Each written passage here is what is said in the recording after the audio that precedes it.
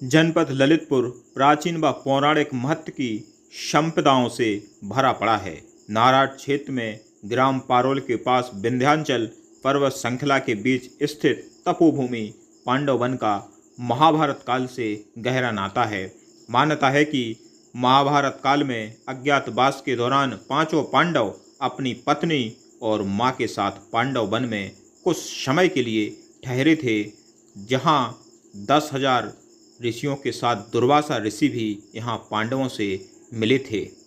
ललितपुर जिला मुख्यालय से करीब 50 किलोमीटर दूर नारायण क्षेत्र में ग्राम पटना पारोल के रास्ते से 7 किलोमीटर जंगल के रास्ते में ऊंची पहाड़ी पर पांडव वन की प्राकृतिक छटा लोगों को बेहद आकर्षित करती है। ऊंची पहाड़ी के नीचे से करीब 300 फीट गहराई में मध्य प्रदेश से होकर आई जामनी नदी एवं आसपास मौजूद दूसरी पहाड़ियों का सुंदर दृश्य भी लोगों का मन मोह लेता है। जनपद के नारायण क्षेत्र में विंध्याचल पर्वत श्रृंखला के बीच स्थित पांडव वन पर्यटकों को आकर्षित करता है। यहाँ पहुँचने के लिए जंगल से होकर रास्ता जाता है, लेकिन कच्चे रास्ते की वजह से बरसात में बंद हो जाता है, जबकि चारों ओर घना और हरा भरा जंगल देखने का असली आनंद तो बरसात में ही आता है। मान्यता है कि पांडवों ने एक वर्ष का अज्ञातवास इसी क्षेत्र में बिताया था। अज्ञातवास बिताने के लिए यहाँ ऐसी परिस्थितियाँ भी हैं। सहज अंदाज़ा लगाया जा सकता है कि जब आधुनिक युग में बरसात में यहाँ तक पहुँचना मुश्किल हो जाता है, तो उस दौर में स्थिति क्या रही होगी। पांडव वन पहुँचने के लिए ग्राम पारोल व मदनपुर से रास्ता है, लेकिन दोनों रास्ते बरसात में बंद हो जाते हैं। मान्यता है कि दुर्वासा ऋषि 10,000 शिष्यों सहित पांडवों के पास आए थे। पांडवों ने दुर्वासा ऋषि की पूजा अर्चना कर उन्हें प्रसन्न किया था। दुर्वासा ऋषि ने यहीं पर जामनी नदी में स्नान किया था। आज यह स्थान पांडव वन के नाम से जाना जाता है। पांडवों का स्थान बीचों बीच पत्थर की बड़ी चट्टानों और आम के पेड़ के पास माना जाता है। यहाँ पर पिंडियों के स्वरूप में पांचों पांडव द्रौपदी समेत विराजमान हैं। इन पिंडियों के पास जलकुंड स्थित है, लेकिन इसका जल स्रोत साल में एक बार जेठ मास की अमावस्या पर 2.5 दिन के लिए सूख जाता है। यह सिलसिला बरसों से चलता आ रहा है। वहीं दूसरी ओर मान्यता यह भी है कि पांडवों ने वनवास के समय यहीं पांडव वन में 9 ज्योतिर्लिंग की स्थापना की थी, जो पिंडियों के रूप में आज भी विद्यमान हैं। इन्हीं 9 ज्योतिर्लिंग की पांडवों ने स्थापना कर भगवान शिव की आराधना की थी।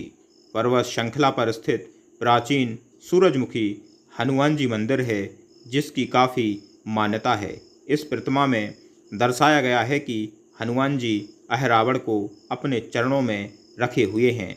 करीब 90 वर्ष पूर्व यहाँ पर महायज्ञ हुआ था, जिसमें हजारों की संख्या में श्रद्धालुओं ने भाग लिया था। भंडारा के समय में यहाँ पर घी कम पड़ गया था, जिस पर एक महात्मा ने बताया कि पांडव पिंडियों के पास बने कुंड से जल भर लाओ, और जब उस जल को कढ़ाई में डाला गया तो वह जल घी बन गया था। मान्यता अनुसार पांडवों ने यहाँ पर शेरा नृत्य खेला था। इसके चिन्ह जामनी नदी में काफ़ी गहराई में पत्थरों पर मिलते हैं। इन पत्थरों पर पशु पक्षियों, जानवरों और इंसानों के पैरों के चिन्ह अंकित हैं। पांडव वन की गुफाओं में चित्र भी बने हुए हैं, जो सैकड़ों साल पुराने हैं। इसमें मुख्यतः हिरण के चित्र शामिल हैं। यह प्राचीन स्थल ग्राम पारोल से 5 किलोमीटर और मदनपुर से 14 किलोमीटर दूर घने जंगल के बीच स्थित है। यहाँ जाने के लिए कच्चा मार्ग है, जो बरसात में बंद हो जाता है। इस प्राचीन स्थल पांडव वन में मकर संक्रांति पर 7 दिन का मेला लगता है। सैकड़ों वर्षों से इस प्राचीन स्थल पांडव वन में मकर संक्रांति पर 7 दिवसीय भव्य विशाल भंडारे का आयोजन होता चला आ रहा है। मेला के आयोजन की सभी व्यवस्थाएं प्रशासनिक देखरेख में ग्राम पारोल की मेला समिति करती है। बरसात के दिनों में पांडव वन जाने के लिए दोनों रास्ते बंद हो जाते हैं। यहाँ का रास्ता ककरीला, पथरीला व पगडंडी के रूप में बना हुआ है। बेहतर रास्ता नहीं होने की वजह से पर्यटकों को पहुँचने में काफ़ी दिक्कत होती है। अन्य वाहन तो छोड़ो, ट्रैक्टर से चलने में भी असुविधा होती है। लेकिन बरसात के दिनों में विंध्याचल पर्वत की श्रृंखला पर प्राकृतिक हरियाली छटा देखने में बहुत ही सुंदर और मनोरम लगती है। यहाँ पर बिजली व पानी का इंतजाम नहीं है। प्रशासन द्वारा पेयजल के नाम पर एक हैंडपंप जरूर लगाया गया है, लेकिन उसमें भी गर्मियों में पानी नहीं निकलता है। यहाँ आने वाले पर्यटकों को कुंड के जल के अलावा और दूसरा इंतजाम नहीं है। पांडव वन पर्यटन स्थल वन विभाग के क्षेत्र में आता है। इस वजह से सड़क नहीं बन पा रही है। करीब 20 वर्ष पहले तक किसान पांडव वन स्थित कुंड का जल लाकर खेत के चारों ओर मेड़ पर डाल देते थे। इससे फसल में जो रोग रहता था वह स्वतः दूर हो जाता था, ऐसा लोगों का मानना है।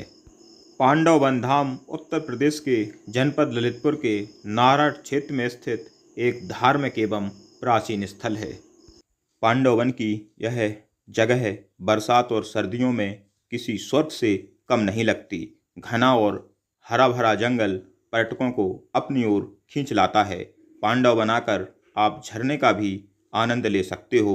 यहाँ एक खूबसूरत झरना भी मौजूद है जो लोगों को बरसात के मौसम में अपनी ओर खींचता है। साथ ही यह एक रहस्यमयी जगह है। यह जगह जंगल के अंदर बीचों बीच में है। यह स्थान पांडव वन क्षेत्र में स्थित एक खूबसूरत जगह है। यह स्थान प्राकृतिक, ऐतिहासिक और धार्मिक स्थलों से युक्त है। यहाँ एक खूबसूरत झरना है। पांडव जलप्रपात की ऊंचाई 20 मीटर है। बारिश के मौसम में यहाँ का नज़ारा बेहद मनोरम होता है। जैव विविधता की दृष्टि से यह क्षेत्र बेहद महत्वपूर्ण है। यहाँ कई औषधीय पौधे पाए जाते हैं जो मानव जीवन के लिए बेहद महत्वपूर्ण हैं। पांडव जलप्रपात झरने का पानी मध्य प्रदेश से निकली जामनी नदी में जाकर मिल जाता है। यह एक रहस्यमयी झरना है। बारिश के मौसम में झरना देखने को मिलता है। पांडव जलप्रपात का पानी नीचे स्थित एक विशाल जलकुंड में गिरता है। जलकुंड का पानी साफ होने के कारण मछलियाँ साफ दिखाई देती हैं। पांडव जलप्रपात हरे भरे जंगलों से घिरा हुआ है। पांडव जलप्रपात की शांति, पवित्रता और यहाँ का मनोरम वातावरण लोगों को अपनी ओर खींचता है। पांडव वन और जलप्रपात उत्तर प्रदेश के ललितपुर जिले में स्थित सबसे लोकप्रिय दर्शनीय स्थलों में से एक है, जहाँ देश भर से पर्यटक आते हैं। सर्दियों और मानसून के मौसम को पांडव वन की यात्रा के लिए सबसे अच्छा समय माना जाता है, क्योंकि इस दौरान यह क्षेत्र स्वस्थ जल प्रवाह के साथ घनी हरियाली के साथ भरा रहता है।